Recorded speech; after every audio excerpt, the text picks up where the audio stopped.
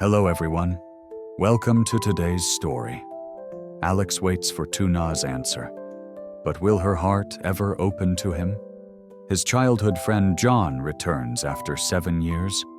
Will business and friendship change Alex's fate? In the quiet orchard and over a simple meal, silence speaks louder than words. But can love survive hesitation? And when the past returns on Henry's birthday, Tuna's former mother-in-law arriving to shatter their fragile joy, will Alex stand firm to protect her, or will everything fall apart? Stay with us until the very end to discover the truth. Don't forget to subscribe and help us reach 1,000 followers for more untold and unforgettable stories. The guava orchard stretched out in quiet abundance, its branches bending under the weight of fruit, as if nature itself carried a secret it could not contain. Alex stepped carefully among the trees, his eyes scanning the ripened globes of green. He spoke with the farmer, his words simple: to buy, to cut, to weigh. Yet beneath each sentence lay the cadence of a man balancing two worlds, commerce and longing. He tasted a guava, its sweetness lingering like a memory that refuses to fade. The accident at sea had almost cost him dearly, but Miss Huai had salvaged what seemed lost. 60% became 65, a fraction that meant survival. Still, even in the arithmetic of trade, Alex's mind drifted elsewhere. Tuna. Her name rose unbidden, like the perfume of blossoms carried on the wind. Yesterday he had stood at her farm, heart unguarded, offering a piece of his future in words she could not yet accept. She had asked for time, her eyes holding a hesitation that pierced deeper than refusal. Now, among the guavas, Alex recalled her smile when she touched the necklace he had chosen. It gleamed faintly against her skin, a fragile symbol of something both near and unreachable. "She is half of my heart," he whispered inwardly, the orchard answering with silence. The fruit he gathered was plentiful, yet in his hands it felt lighter than the emptiness of waiting. Business could be calculated, measured, secured. But love remained suspended in the pauses, in the unspoken spaces, in the quiet promise that he would wait, no matter how long. The phone vibrated against Alex's palm, pulling him back from his reverie among the guavas. John's voice carried across the line, steady and familiar, though touched with distance from years abroad. They arranged to meet. 10 minutes, no more. Plans were woven quickly, to check on his uncle's health, to wander through the grapefruit gardens, to speak of work not just as business, but as memory rekindled. Descending the wooden steps of his home, Alex found his mother waiting. Her eyes lit gently at the mention of John's return, recalling the days when two boys ran through fields with pockets full of dust and laughter. "Bring Tuna and her child one day," she added softly, as if reminding Alex that the threads of the past must be tied with the present. He nodded, the request lingering in his chest. When John arrived, the years dissolved like mist. 7 years gone, yet his presence carried the weight of constancy. He offered gifts, modest tokens that meant more for the thought than their worth. They sat together in the living room, speaking of childhood, of games beneath banyan trees, of classrooms that smelled of chalk and rain. John spoke, too, of his decision to return for good, to invest in the soil of his homeland, to be closer to family, to anchor himself again. For Alex, it was more than reunion. It was the promise of shared labor, of trust built not just in contracts but in years of friendship. Amidst the clinking of teacups and his mother's quiet joy, Alex felt a horizon opening. The orchard of memory stretched forward now, not just behind. The car rolled slowly to a stop, dust lifting in soft spirals as Alex and John stepped into the humid air. Before them stretched the grapefruit grove, row after row of trees lined with quiet symmetry. Their branches carried fruit like lanterns, glowing faintly beneath the fading sky. Alex's voice was calm, yet firm, as he guided John through the rows, explaining each detail: the pruning, the measured care, the decision to allow no more than 150 fruits per tree. "Quality is trust," he said, brushing his hand across the rough bark as if sealing the truth into it. John listened, eyes lingering on the scale of it all: the 10 hectares, the 1,000 trees, the promise of 10,000 fruits. He could already imagine contracts signed, ships loaded, customers across the sea tasting the work of this soil. Yet what struck him most was not the numbers, but the devotion etched into Alex's tone. A gust of wind stirred, heavy with the scent of wet earth. The horizon darkened, clouds gathering like unspoken words. Alex's phone rang, the signal flickering, his voice breaking into fragments as he tried to respond. The orchard seemed to hush, listening to the first drops that tapped softly against leaves. "Let's go," Alex murmured, eyes lifting to the bruised sky. The rain began in earnest, not violent but insistent, blurring the rows of trees into a watercolor of green and gray. They walked back toward the car, their conversation left unfinished, as if the storm itself had placed a comma in their story. The rain tapered to a drizzle as Alex steered the car down the narrow road. The headlights carved a pale path through mist. And then, like a vision rising from memory, Tuna appeared. She walked slowly, arms heavy with a basket of guavas, her figure outlined against the damp horizon. For a moment, Alex thought it was imagination, the kind that comes from longing too deeply. But as he slowed the car, the truth revealed itself in her tired smile. "Where is your child?" he asked gently, leaning from the window. Her voice carried both fatigue and resolve. She had left Henry with Mrs. Tang, who now lived closer to the farm after floods swept away her old home.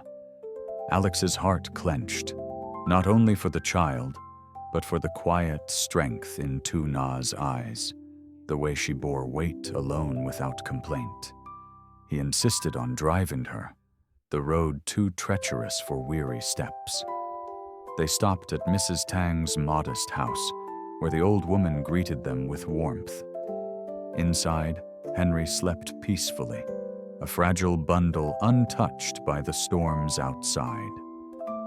Alex offered gifts, tokens of gratitude for her care. The room smelled of rain-soaked earth and warm tea, a reminder that even in hardship there could be shelter. As Tuna gathered her child, Alex watched her with a tenderness he could not hide. The way she bent over the crib, the way her fingers lingered on the baby's blanket, revealed a love both fierce and fragile. In that quiet house, beneath a patched roof, Alex felt a silent vow forming within him, to protect not just her, but the small world she was struggling to hold together.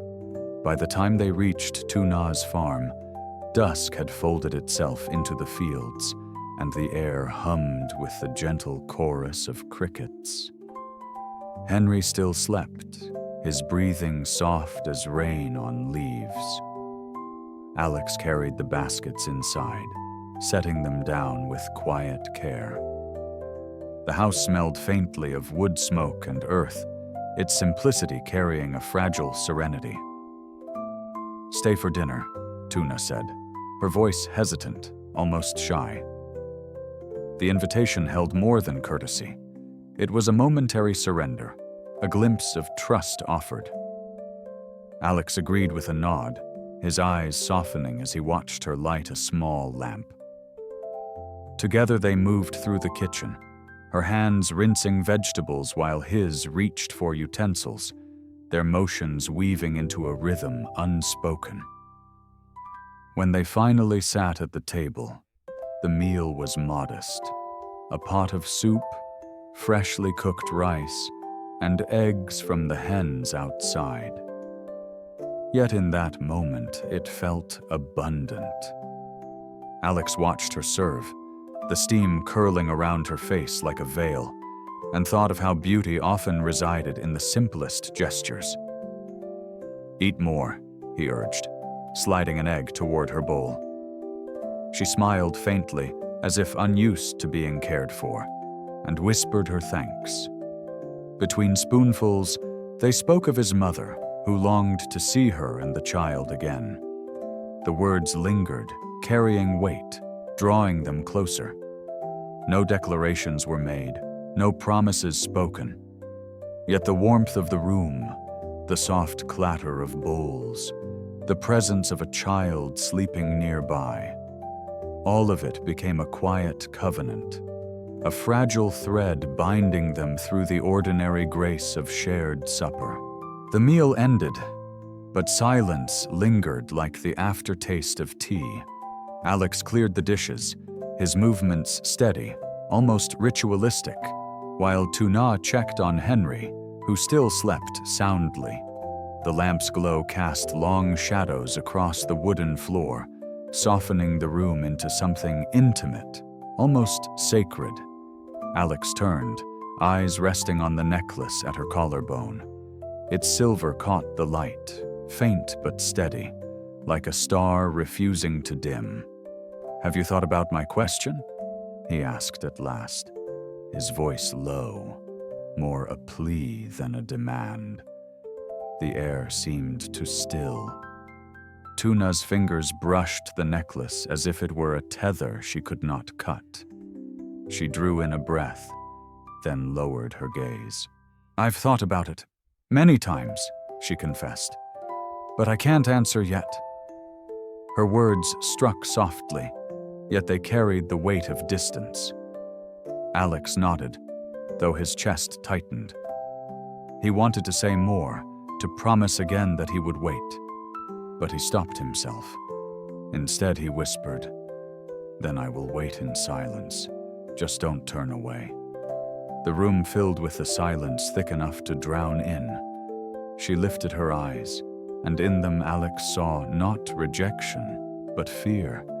The fear of trusting again, of surrendering to a future she could not yet believe in.